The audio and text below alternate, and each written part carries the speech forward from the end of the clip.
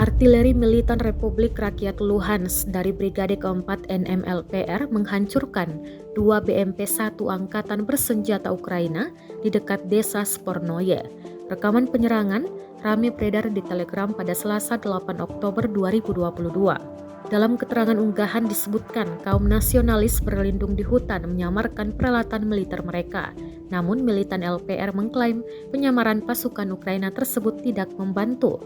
Drone LPR dapat mendeteksi seluruh pergerakan. Itu mungkin untuk menentukan lokasi yang tepat mereka menggunakan drone. Koordinat dipindahkan ke kru artileri dan tembakan dibuka untuk membunuh.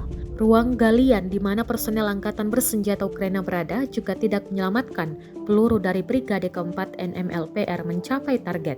Jelas keterangan unggahan.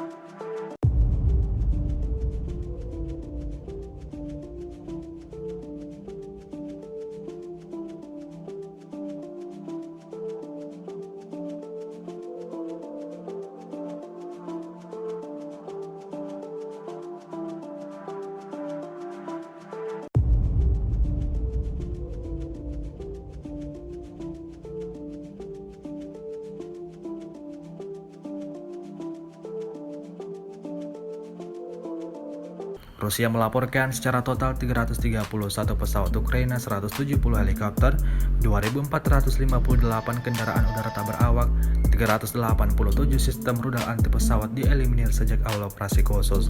Sementara itu dari kubu Kiev, Kementerian Pertahanan Ukraina melaporkan 530 tentara Rusia dieliminir dalam 24 jam terakhir. Sebanyak 76.460 prajurit Rusia meninggal sejak awal konflik hingga hari ke-257.